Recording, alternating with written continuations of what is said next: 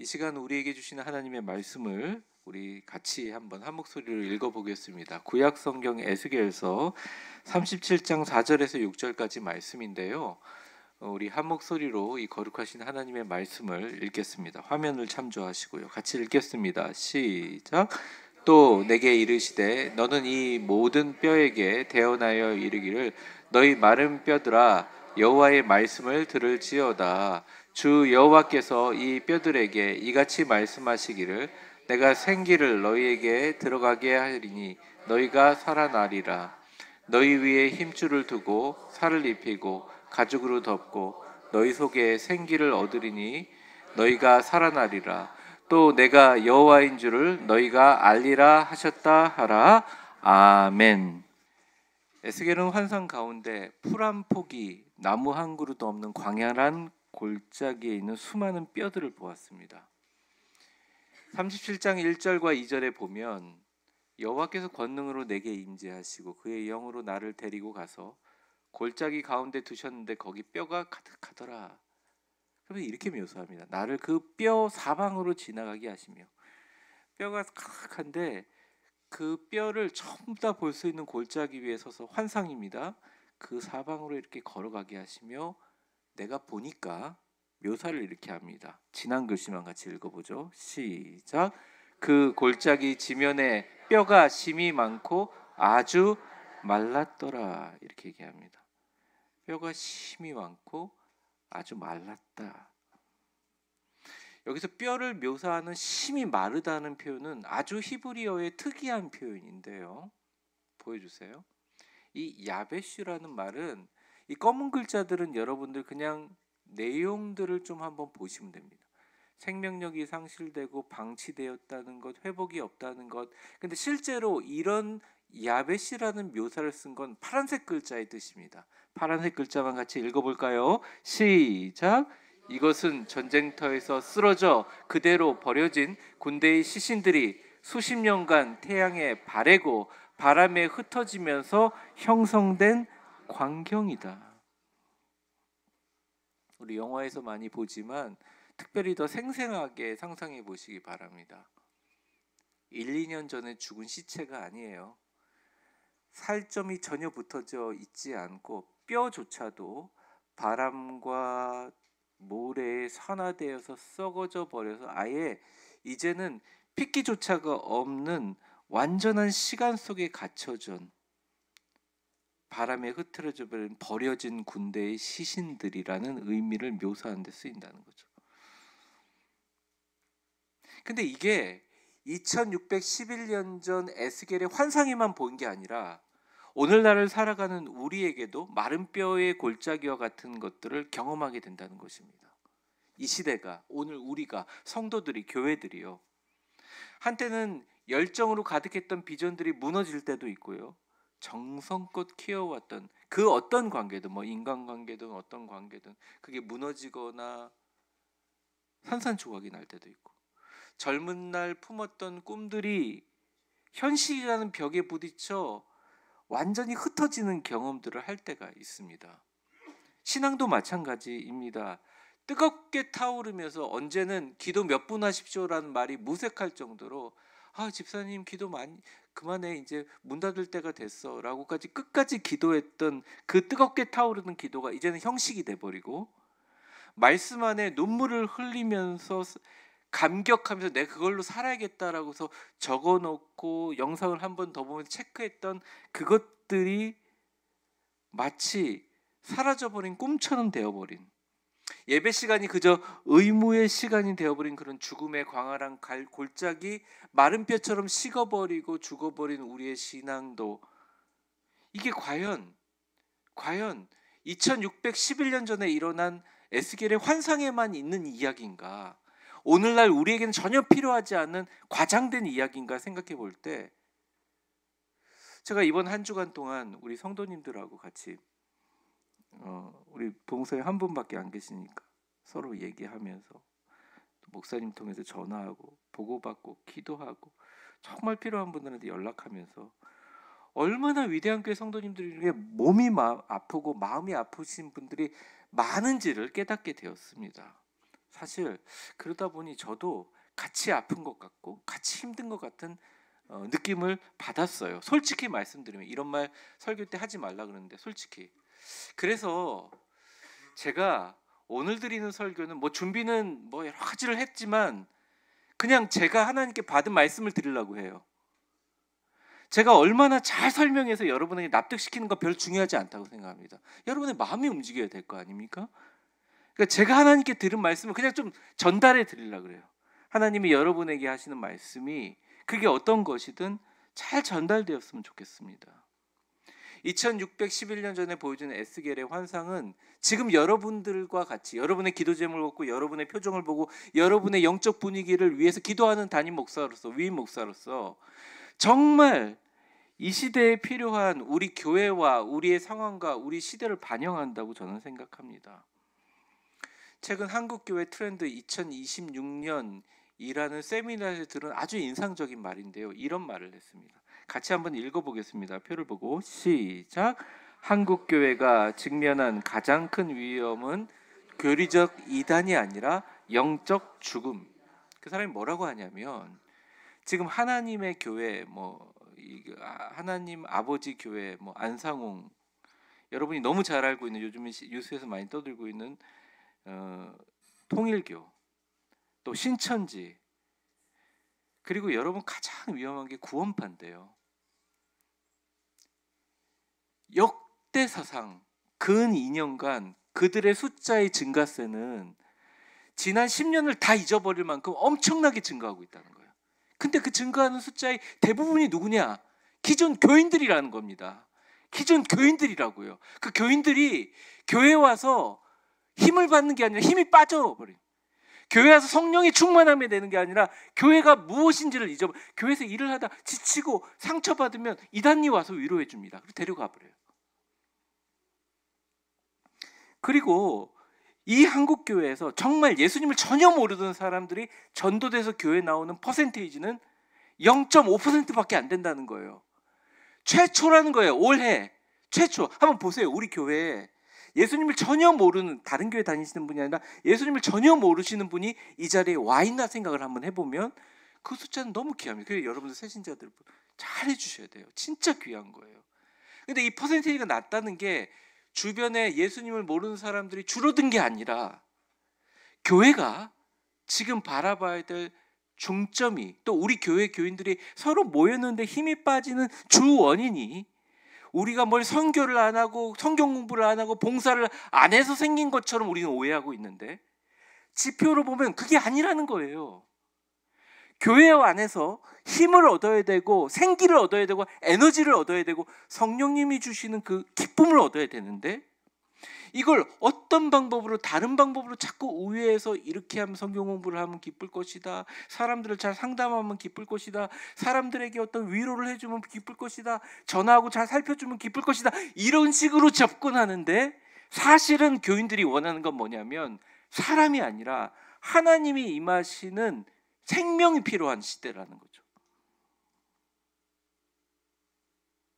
2611년 전에 주셨던 하나님의 말씀을 제가 쳐다보면서 이 시대에 너희 속에 생기를 넣으리니 살아나리라는 제목의 말씀으로 하나님 말씀 증거하겠습니다. 첫 번째 우리 화면을 보며 같이 읽어보겠습니다. 시작.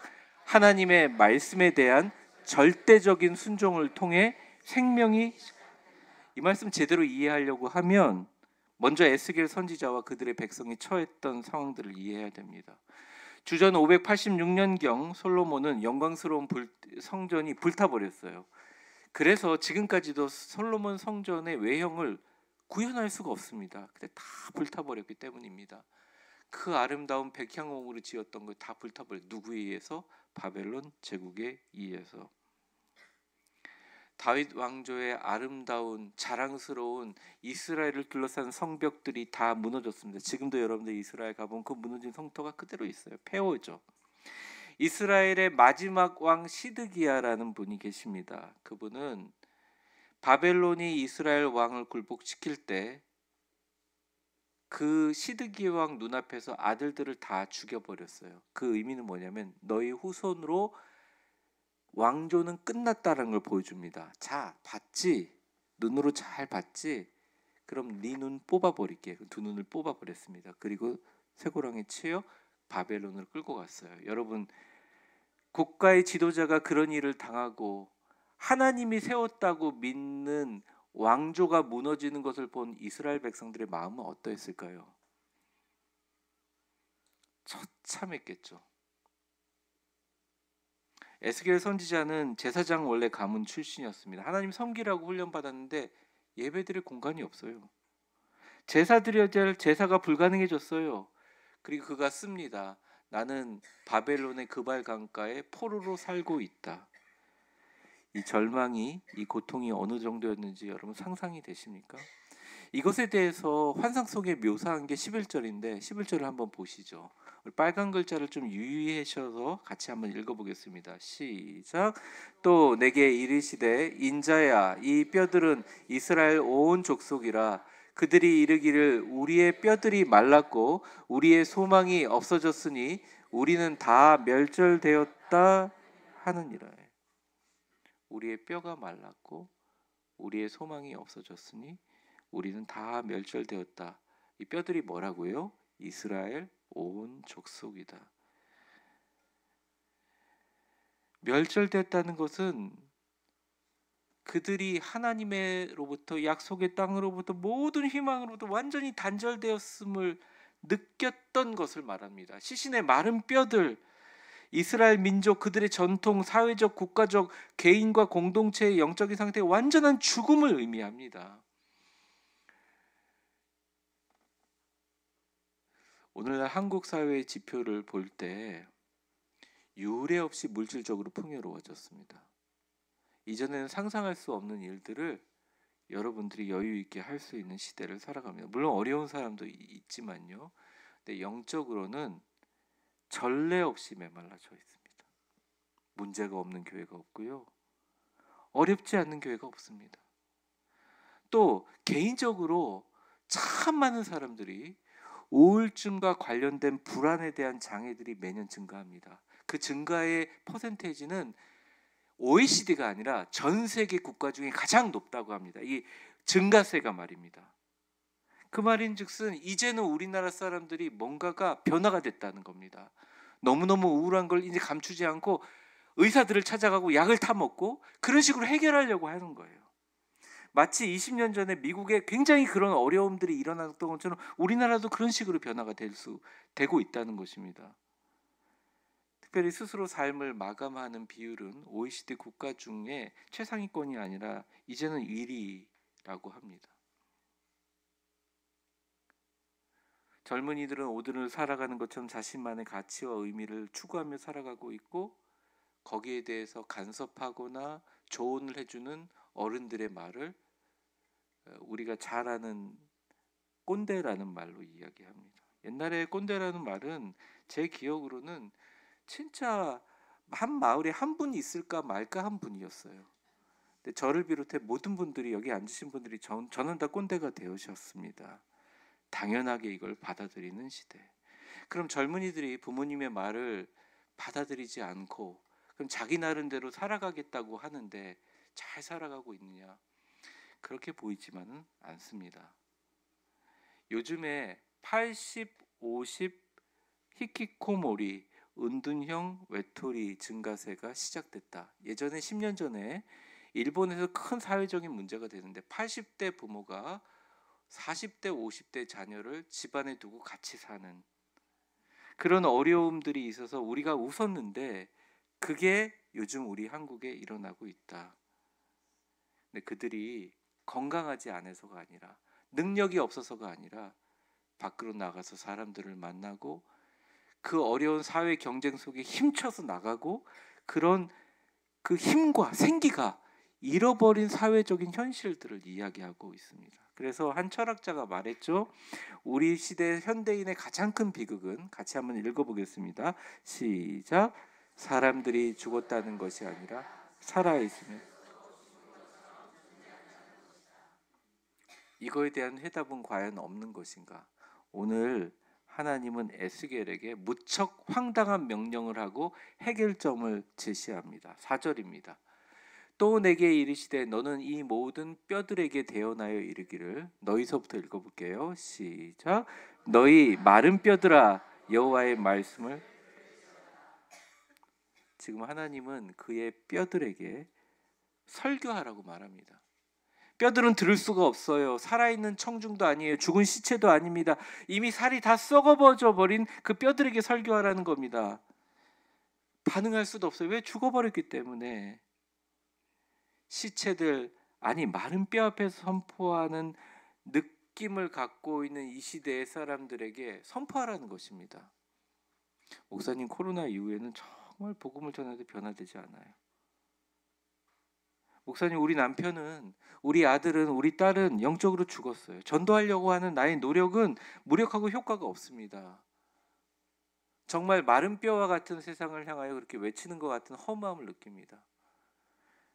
우리 교회가 그래도 직접적으로 대면하여 전도하기가 너무 어려우니까 위대한 하루라는 책자를 만들어서 여러분에게 나눠드렸지만 그런 간접적인 방법을 통해서라도 전도하기가 너무 어렵다는 거죠. 그리고 두려워합니다. 움츠려듭니다. 그런 마른 뼈와 같은 사람들 앞에서 복음을 들고 겁을 먹고 움츠려드는 우리에게 오늘 하나님은 이야기합니다.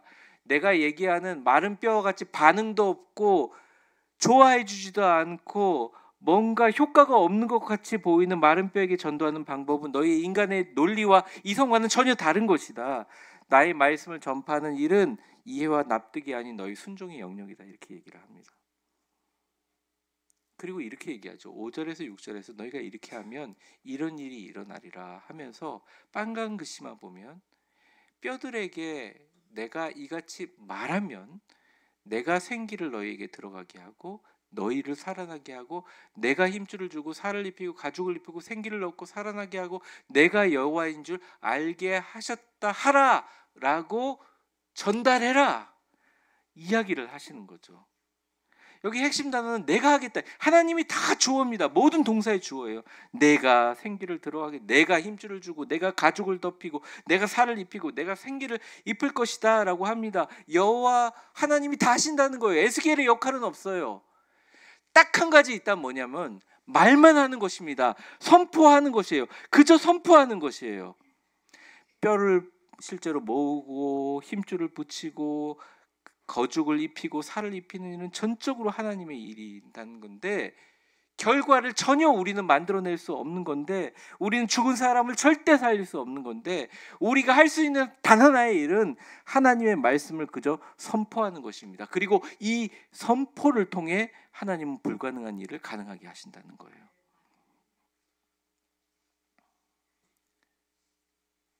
교회를 거룩하신 하나님의 말씀을 연구하는 동호회로 생각하시거나 아니면 교회가 진짜 하나님의 말씀에 대해서 토론하며 우리의 삶에 적용하는 것으로 생각한다든지 아니면 교회가 이 땅에 와서 정말 하나님이 나에게 주신 말씀을 갖고 위로하고 치료받고 이 안에서 어떤 상담의 공동체가 되는 걸로 생각한다면 교회가 갖고 있는 부분 중에 가장 작은 부분을 알고 계신 겁니다.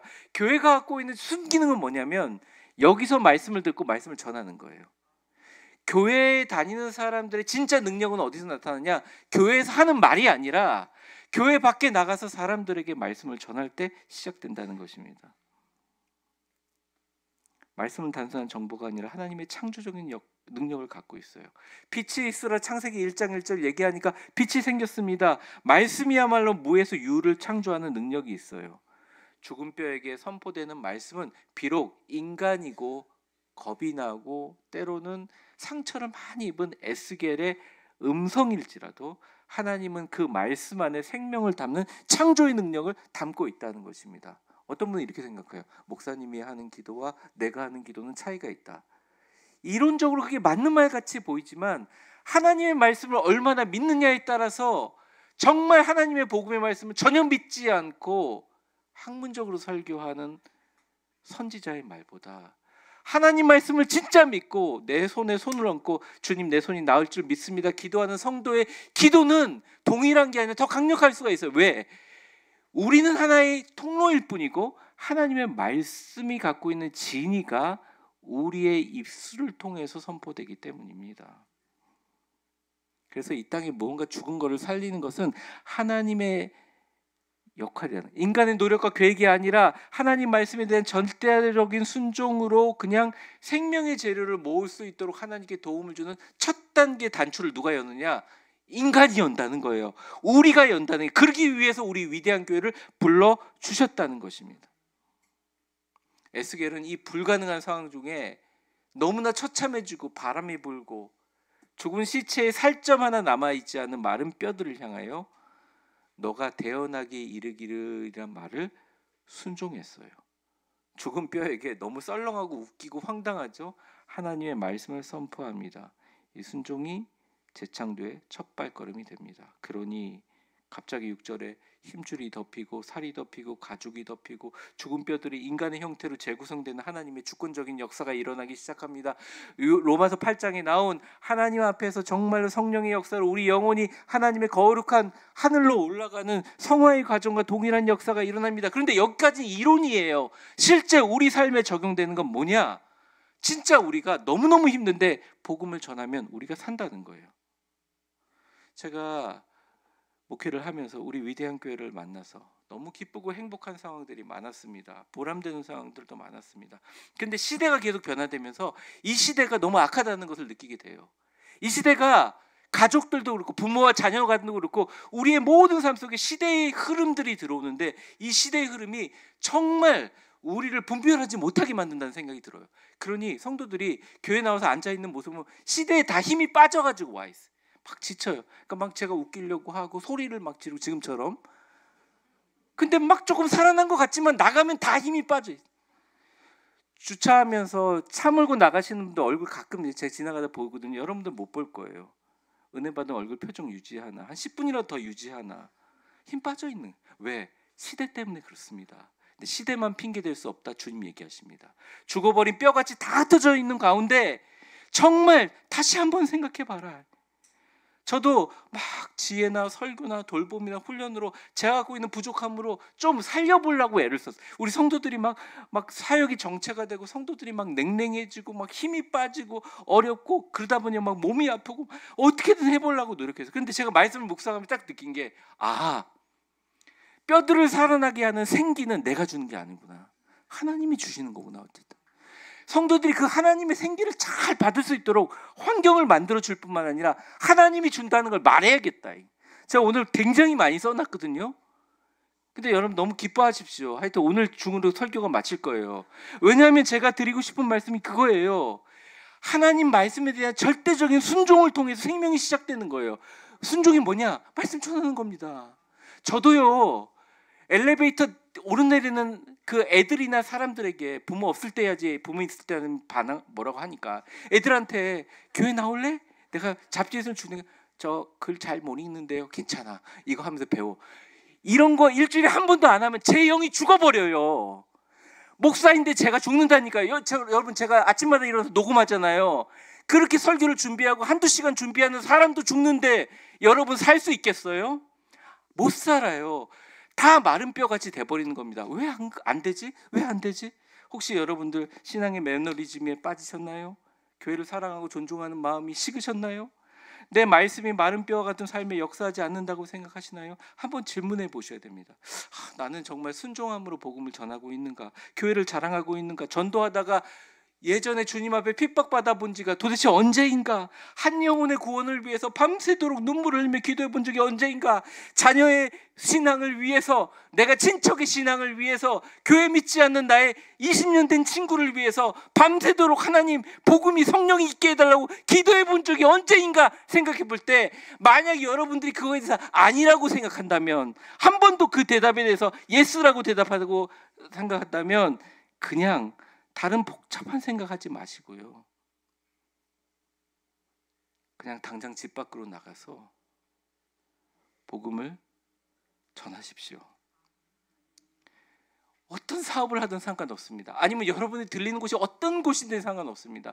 여러분의 사업장이 있다면 가져가라고 위대한 하루를 비치해 보세요. 오고 가는 이웃들에게 복음을 전해 보세요. 결과는 상관없습니다. 아예 실패라도 한번 해보십시오. 이번 주간 그러면 여러분의 영이 삽니다. 우울증에서 확 변화됩니다. 몸도 좋아져요. 교회를 사랑하는 마음이 생겨납니다. 전도되어서 나오는 영혼들이 얼마나 귀하고, 우리 교회에 지금 나와서 옆자리에 앉는 사람이 얼마나 귀하고 얼마나 상처받기 쉬운 영혼인지를 내가 상처받으면서 느끼게 됩니다. 복음 전하다가. 그리고 하나님이 이 교회를 여러분들이 모아주기 위해서 얼마나 주님이 많은 눈물을 흘리는지 현장에서 느끼게 된다는 거예요. 근데 그걸 안 하고 내가 죽을 때까지는 전도는 안 해. 목사님 다른 말은 다 들어. 난 복음 다 받을 거야. 근데 죽을 때까지는 전도 안 할 거야. 내가 기록 세울 거야. 내가 죽을 때까지. 이런 마음은 안 가지시지만 그게 너무 두려워서 내가 진짜 순교는 할 수 있지만 전도는 못 하겠다. 막 이런 마음으로 진짜 있으신 분이 계시다면 진짜 이건 과장법입니다. 오해하지 마십시오. 복음 전하고 한번 핍박 당해서 자랑으로 핍박 일기 한번 써보세요. 여러분의 삶의 이유를 발견하게 될 것입니다. 위대한 하루를 들고 전달할 때 거절당하고 땅바닥에 내팽개치는 그런 경험도 한번 해보십시오. 여러분이 믿는 기독교의 본질을 알게 될 겁니다. 그러고 나서 교회에 오면 꾸벅꾸벅 병든 닭처럼 졸지 않게 될 거예요. 멍하니 그냥 목사님 설교 언제 끝나지? 시계 보니까 지금 벌써 47분인데 아직 이 두 번째 대주세 이렇게 생각하지 않을 거예요, 여러분. 그러니까 뭡니까? 우리가 여기 모이는 이유가 뭐예요? 막 다 상처받아서 다 위로받기만 위해서 온 겁니까? 여러분, 우리 안에 힘이 없으면 위로를 받아도 이게 능력이 안 돼요. 여러분, 몸에 근육이 없잖아요. 몸에 열이 안 나요. 자꾸 뜨거운 거 먹고 뭐 보신 해봐야 성공이 근육이 없어. 근육에서 열을 발생하는데 근육이 없으면 열이 안 나요. 어떻게 해요? 운동해야죠. 전도도 마찬가지입니다. 제가 여러분들을 침대에 묶어놓고 입에 월요일 말씀입니다. 수요일 날 말씀입니다. 왜 이거 안 먹으세요? 수요일 날 와야 되는데 와야 배불러요. 이러고 앉아. 그게 아니라는 거예요. 우리가 이러고 있는 게 아니에요. 우리는 살아서 역사하는 교회이고 공동체이라는 거죠. 여러분이 돈을 많이 못 벌어도 상관이 없어요. 여러분들이 교회 와서 그렇게 자랑할 만큼 자식이 잘 안 돼도 상관없어요. 주님께는 적어도 상관이 없어요. 저는 상관없어요. 제가 우리 교회에 좀 사신하는 분들한테 막 그분들 산다고 제가 높여주고, 여러분의 헌금 강조한 적 있습니까? 8년 동안 단 한 번도 없어요. 저는 여러분들이 이 자리에 나와서 예배 드리는 것도 너무너무 귀하지만 더 귀한 건 하나님 말씀에 순종하여 에스겔처럼 마른 뼈 같은 상황에서 복음을 전파할 때 여러분이 살아나게 된다는 거예요. 가장 귀한 복음의 핵심이에요. 옆 사람 웃으면서 한번 축복해 보겠습니다. 순종하여 복음을 전하면 그들이 아니라 내가 먼저 살아납니다.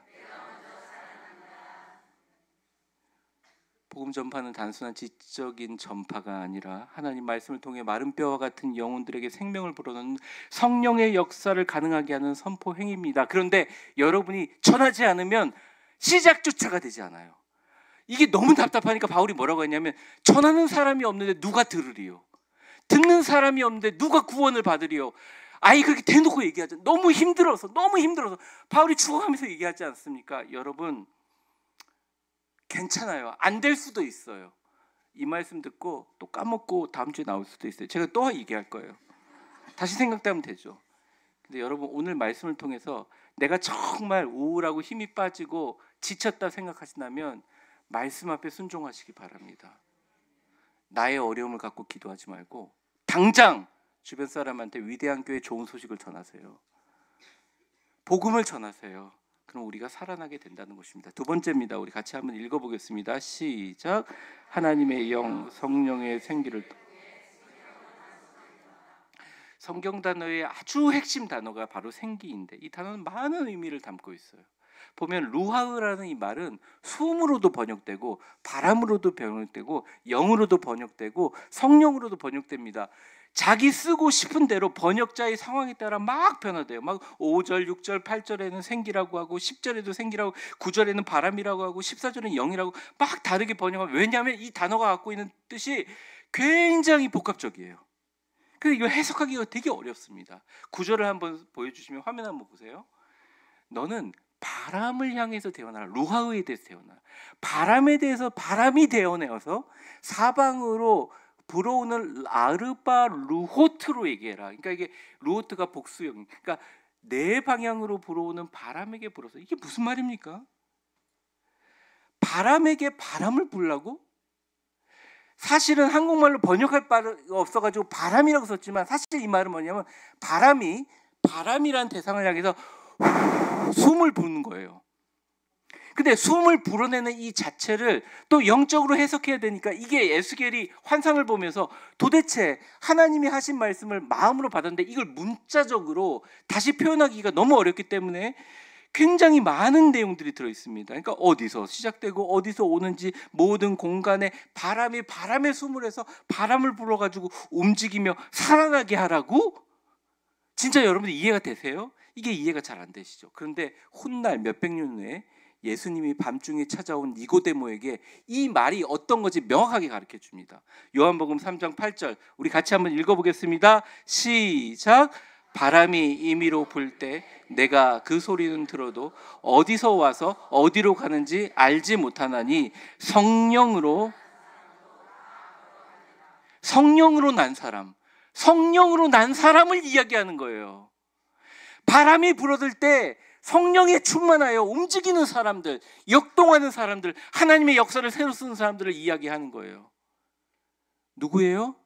저와 여러분이에요.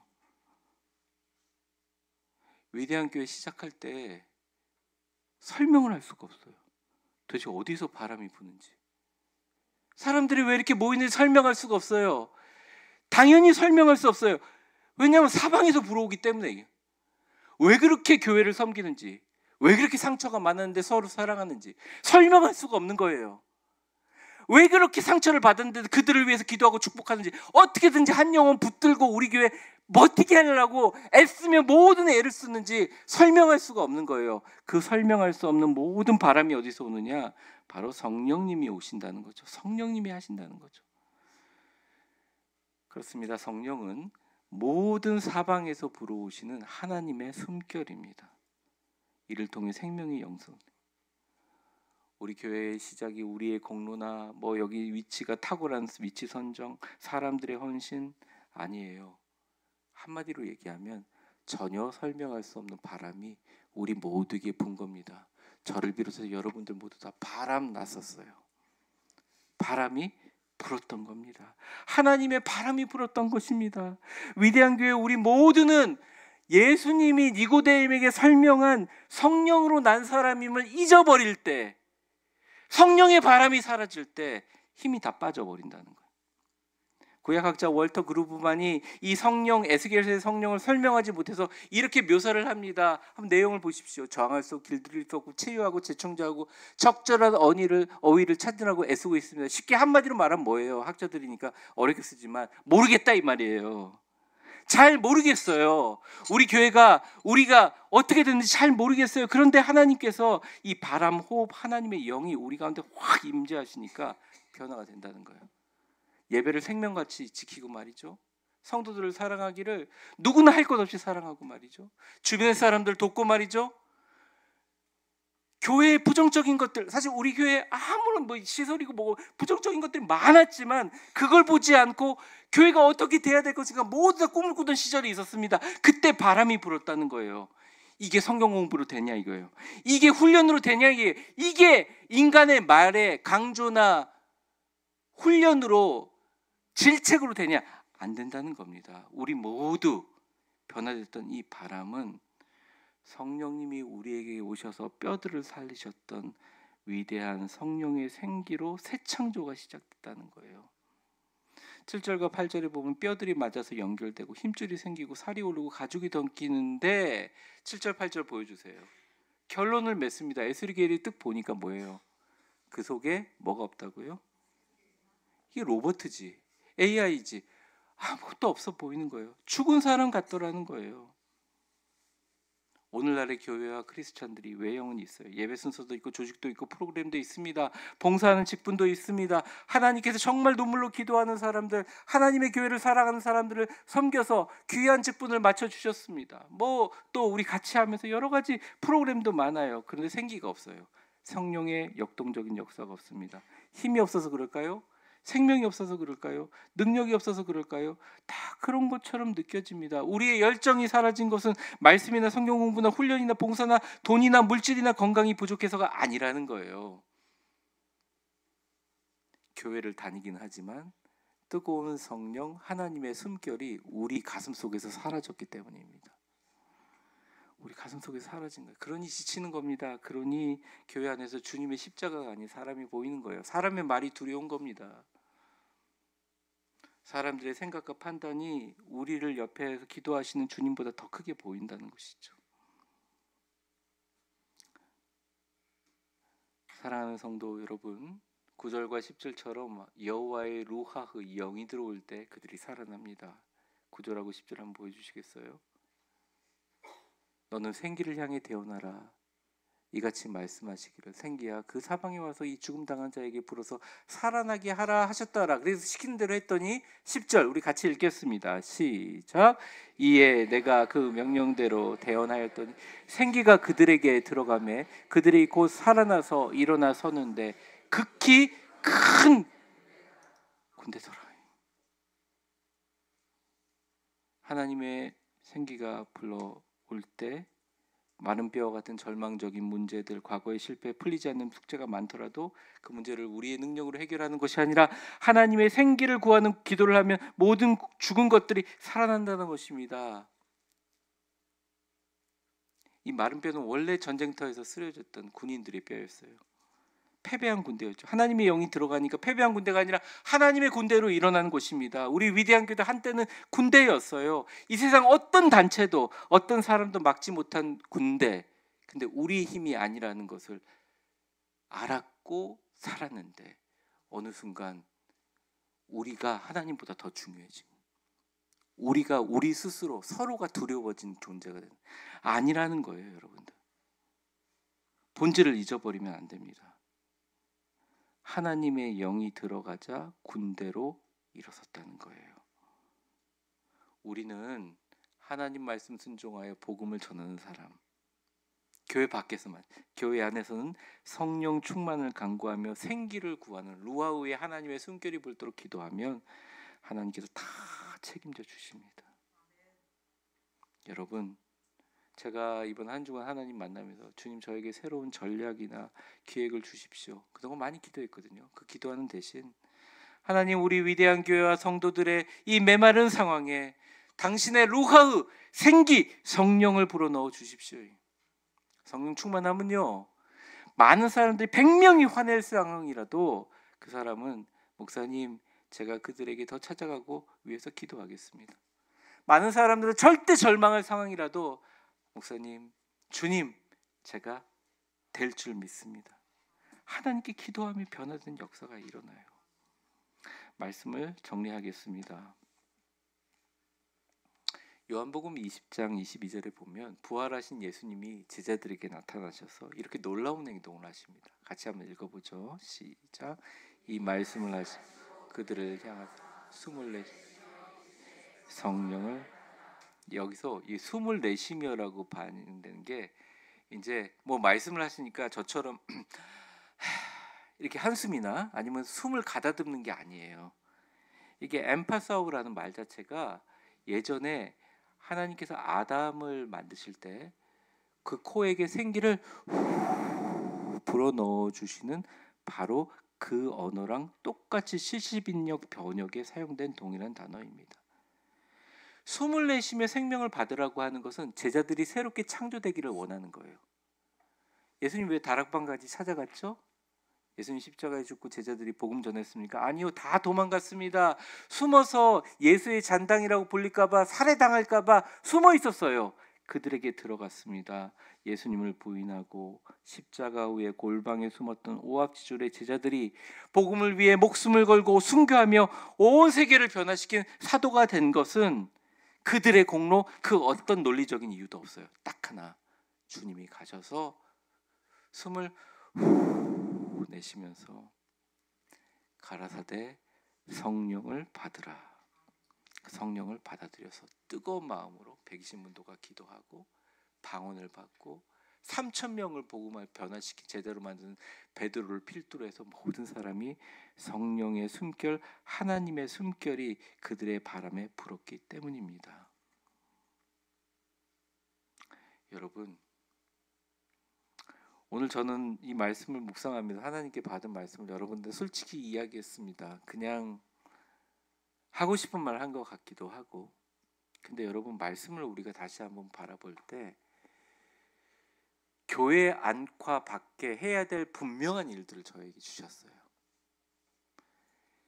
교회를 나가시잖아요. 나가시면 똑같은 사회적인 고민과 상황이 있지만 그냥 한번 정말 믿어보시고 하나님 말씀을 전해보세요. 여러분의 슬픔, 여러분의 고통, 여러분의 육체적인 어려움, 여러분이 걱정하고 근심하는 것 많죠. 고민한다고 해결되면 얼마나 좋겠습니까? 안 될 수도 있어요. 또 하나님이 될 수도 있고. 그런데 그냥 말씀에 순종해서 마른 뼈와 같은 나의 상황 가운데, 사실은 제일 마른 게 나라면 마른 뼈와 같은 나의 광야 앞에 하나님 말씀 그대로 시킨 대로 대원해보세요. 여기 다 나와 있어요. 하나님 말씀은 따로 안 가르쳐 주셔도 되겠죠? 근데 위대한 노래 좀 힌트를 주시면 다 나와요. 전달해 보세요. 여러분이 살아납니다. 여러분이 변화가 됩니다. 죄송한 말씀이지만 핍박도 한번 당해 보세요. 그러면서 웃어 한번 넘겨 보세요. 기뻐해 보세요. 여러분 안에 있는 모든 우울증, 매너리즘, 작은 염려와 걱정이 사라집니다. 두 번째, 우리의 모든 노력을 우리 교회에 와서 뭘 해야 될까? 서로 그 사람을 사랑하고 격려하고 친하게 지내고 사람들을 살펴주는 것만큼 더 중요한 게 뭐냐면 먼저 우리 마음에 성령이 충만해야 됩니다. 성령 충만을 위해서 투자하십시오. 그 투자가 없이 찬양하는 것도, 그 투자가 없이 봉사하는 것도 오히려 본질을 왜곡하게 만듭니다. 하나님의 숨결이 불러서 뜨거운 마음으로 찬양을 하며 나도 주체할 수 없는 눈물이 흘러질 때 그 성가대의 찬양이 은혜가 되는 거예요. 여러분의 능력이 되는 거예요. 우리 예배 중에 부르는 찬양, 마지막 찬양도 마찬가지죠. 뜨겁게 존재하고 주체할 수 없고 설명할 수 없는 하나님의 바람이 불 때 그렇게 된다는 것입니다. 우리는 모두 하나님께서 숨을 내쉬면서, 예수님이 오늘도 제자들아 성령을 받으라, 주님 오늘도 말씀하십니다. 축복합니다. 이제는 우리 주 예수 그리스도의 은혜와 역사의 주관자가 되신 하나님 아버지의 사랑과 성령의 충만하심과 교통하심이 너희 속에 생기를 넣으리니 살아나리라 하신 하나님의 말씀을 아멘으로 믿고 뼈를 대어냈더니 힘줄이 덮이게 되심을 감사하며 살이 입히게 됨을 미리 감사하고 가죽이 덮임을 감사하고 생기를 얻어서 살아나서 이 뼈와 저 뼈가 들어마다 연결됨을 감사하고 사람의 형상을 가지고 있음에 감사하고 다시 생기가 들어가니 그들이 큰 군대가 되는 것을 미리 감사하여 하나님께 고백합니다. 주여, 나를 통하여 성령의 바람이 내 가슴부터 시작되게 하심을 감사합니다. 위대한 교회 성령의 바람, 나로부터 하나님의 숨결 시작되게 하여 주옵소서. 기도하며 나아가시는 우리 위대한 교회 모든 성도들 머리 위에 이제와 영원히 함께 계실 것을 간절히 축원하옵나이다. 아멘.